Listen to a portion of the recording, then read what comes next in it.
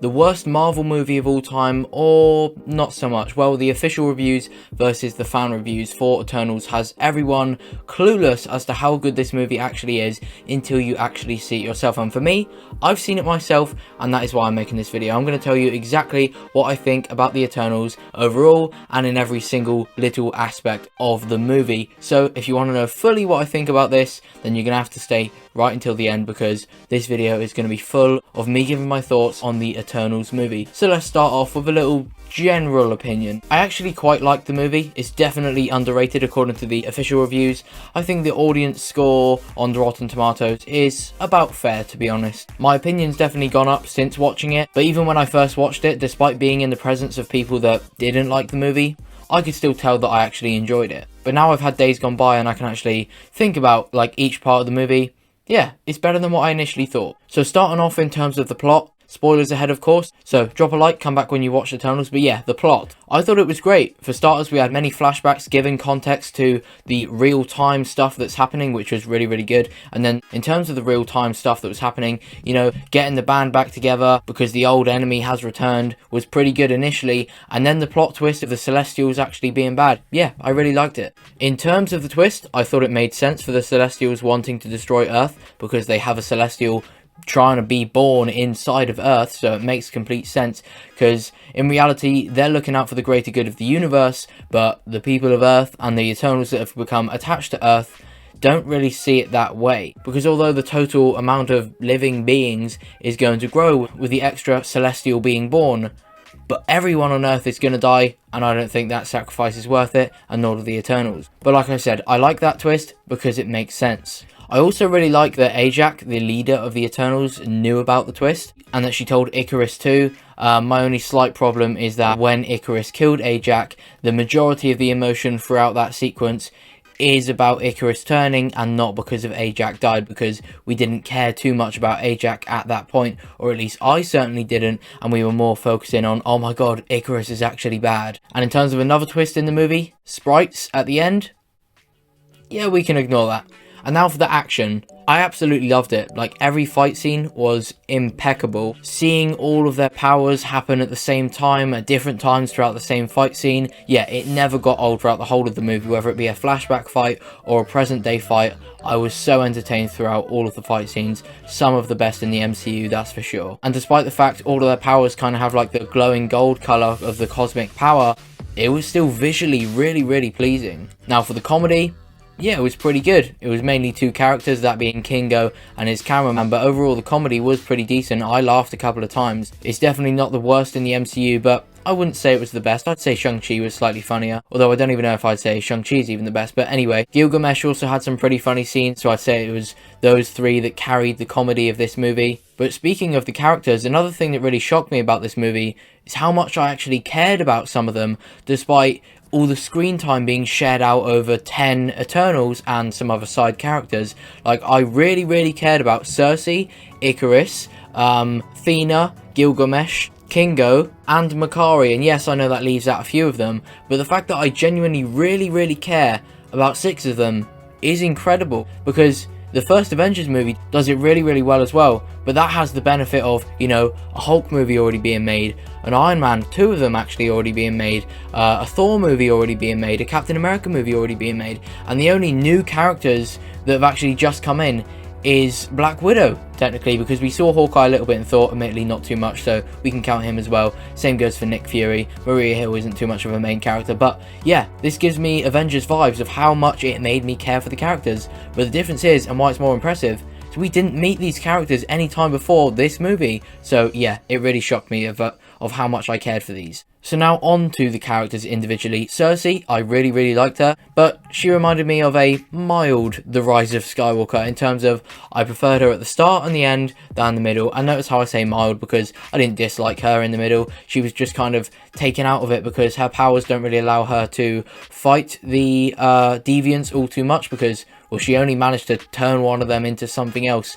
for the first time, you know, quite a way into this movie. But yeah, at the start, she had like the majority of the screen time. Really enjoyed her. At the end, when she put the Celestial like to ice or whatever, really liked her. So yeah, solid character, one of my favorite Eternals. Then on to Ikaris, probably the second main character of the movie. Again, really liked him too. He's the most powerful, so he was in like every fight scene, being the main character of the fight scene, so he's really entertaining to see.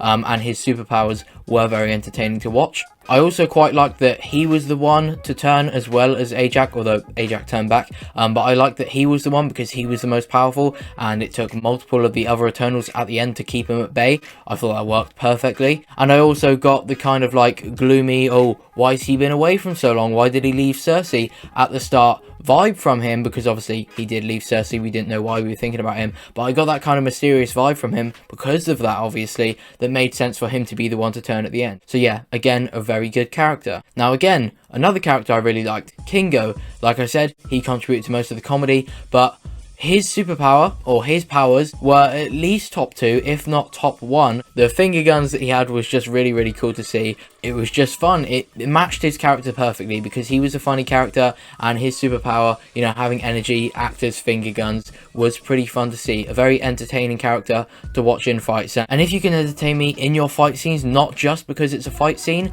and out of the fight scenes, then you're setting yourself up to be one of my favorite characters, and Kingo absolutely did that. Then Phena, I really liked the side plot of her getting like the mad weary, is that what it's called? I thought that was really good. Made perfect sense for the Eternals to eventually turn on the Celestials because she was getting her memories back from before they were erased. So I really liked that. It was also nice to see her fight against the Eternals. It was a great way to build conflict within the group and show how powerful and skilled she really is, because she fought a couple of them at the same time and did really well. And speaking of other Eternals, I really enjoyed her relationship with Gilgamesh. Speaking of, I thought he was really entertaining too, one of the funnier characters, and his powers are up there with Kingo's for entertaining. Although it's only just a powerful punch, it was really entertaining to watch him absolutely clart a Deviant just with a right hook. Then on to Makkari, absolutely incredible speeds to scenes, like she was handled perfectly. She was perfectly written in this movie in terms of everything we saw of her. My only small complaint would be, maybe would have wanted to see a little bit more of her and a little bit less of some of the other characters I haven't mentioned yet. And they included the fact that the actress of Makkari is deaf perfectly, because if anything, I'd say that the fact that Makkari is a deaf Eternal made her character and the movie better overall. Definitely, it was really good to see them doing the sign language, and the fact that she can tell what they're saying through the vibrations of their voice. That was really cool.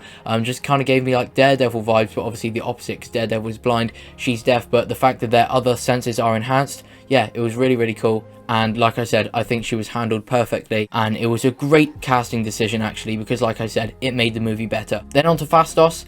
He's not one of the characters that I wish we saw a little bit less of. Those ones are after this. I think Phastos was really good. I enjoyed how Ajak was limiting him and Druig, or however you say his name, because they were just trying to help humanity. They were genuinely at the start the ones trying to help out like the most, along with like Sersi. She was really trying to help, and then because of this, he took a step back. You know, he was just a bit more of a family man at the end, didn't want to get back into it. But yeah, when he did get back into it, his fight scene on the beach at the end was so good. Showed off how useful he actually is, how cool his powers actually are, how smart he actually is. Yeah, absolutely loved him. Now speaking of Druig, or however you say his name, I don't really know, he was alright. I wasn't his biggest fan. You know, I can understand why he acted the way he did, because he could have stopped like every war on Earth if he were allowed to, and he wasn't. But that was Ajak's fault, and he kind of took it out on all of the other Eternals, which was kind of unnecessary. But I get not every character is a perfect human, so it makes sense. But you know, it kind of just annoyed me because I didn't like him at that point. But yeah, he was still really well written, and I liked him. Decent, but not the best. Speaking of not the best, we have Sprite. She's definitely getting a bit more hate than she deserved. She was kind of useless in this movie. By kind of, I mean really useless. I liked her at the start with Sersi, when she was actually like on screen all the time.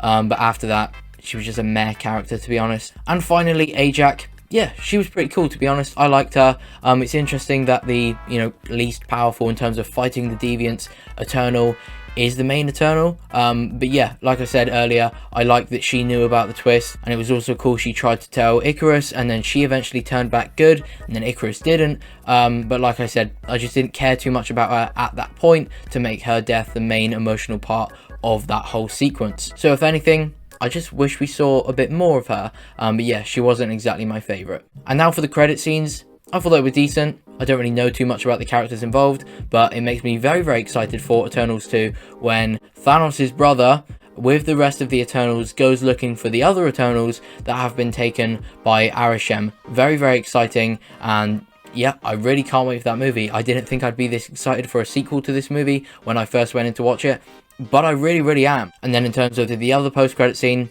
don't really know what it's about. Apparently it's something to do with Blade. If anyone could let me know in the comments, that'd be great. I'm sure whatever project he's going to be in will be fantastic. But yeah, I really liked Eternals. I really like the majority of the characters. I'm really excited for Eternals 2. In terms of where it would place in my MCU ranking, probably around 12th mark, maybe a bit higher.